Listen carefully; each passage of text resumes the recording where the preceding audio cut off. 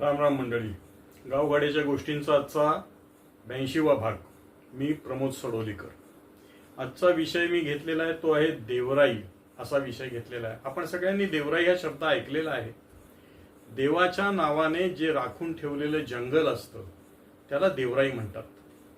आणि समजूत अशी आहे की कुणीही देवराईतली झाडं तोडायची नसतात. त्या झाडांचं संवर्धन करायचं असतं कारण ती देवाची गोष्ट असते.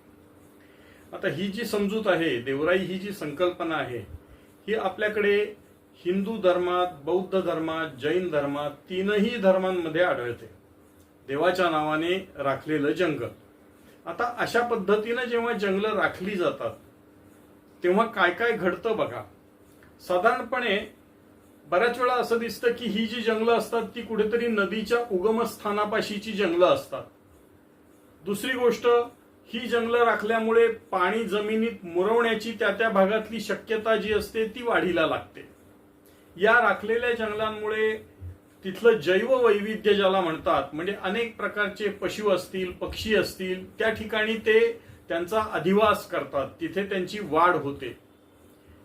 कधी कधी असं असतं की या जंगलातनं तुम्हाला झाडं तोडता येत नाहीत, परंतु वनोपज जे असतं, म्हणजे मध असेल, मेलेल्या झाडांची लाकडं असतील, असं न्यायला कधी कधी तुम्हाला परवानगी असते.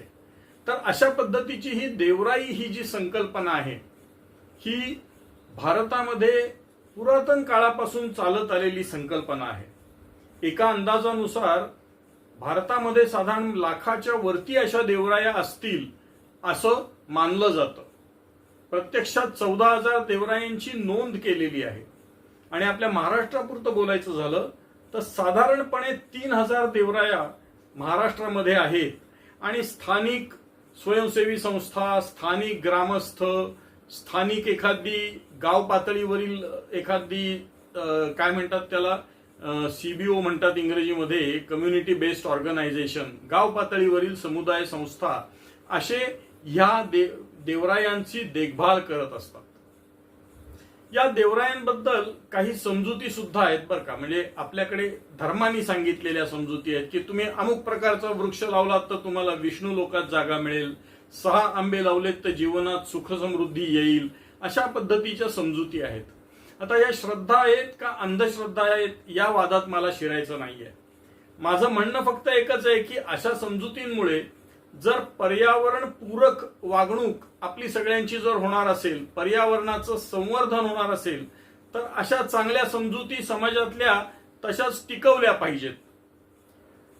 परंतु गेले काही दिवस मात्र या देवरायांच्या सुद्धा अस्तित्वावरती संकटांचे बादल हे यायला लागलेले आहेत. या देवरायांचे शत्रू कोण आहेत? वाढतं शहरीकरण हा शत्रू आहे. शहरं जी वाढत चालली आहेत ती आपल्या भोवतालच्या सगळ्या जैववैविध्याचा नाश करत वाढतायत. इन्फ्रास्ट्रक्चरची कामं आपण बघतो, रस्त्यांची मोठमोठी कामं चालतात, इतर पायाभूत सुविधा कराव्या लागतात. त्यामध्ये सुद्धा या देवरायांचे बळी पडताना दिसत आहेत. आणि काही चतुर लोक देवाचंच देऊळ बांधायचं आणि त्याकरताच लाकडं घ्यायची आहेत असं एक सोयीची काय म्हणतात त्याला की सोयीचं कारण देऊन त्या जंगलातली तोड करणं त्यांनी चालू केलेलं आहे. मला म्हणायचंय असं की देवराई ही फार सुंदर संकल्पना आहे. देवाच्या नावानं राखलेलं जंगल आहे. पर्यावरणासाठी अतिशय उपयुक्त ठरेल अशी ही समजूत आहे, श्रद्धा आहे. या श्रद्धा जोपासल्या पाहिजेत. या समजुती वाढीस लागल्या पाहिजेत. आपल्या गावात जर देवराई असेल तर तीही या दृष्टीनं आपण तिच्याकडे बघायचा प्रयत्न करा.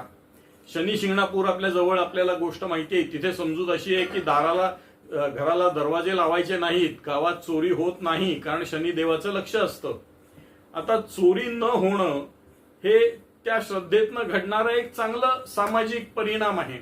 तसंच या देवरायांचं संवर्धन, देवरायांची वृद्धी करणं हेही समाजाच्या दृष्टीनं आणि पर्यावरणाच्या दृष्टीनं एक पोषक समजूत आहे असं मला वाटतं. आपल्याला हा व्हिडिओ आवडला असेल तर लाईक करा, शेअर करा, सबस्क्राईब करा. देवराया असतील तर त्यांची राखण करा. धन्यवाद.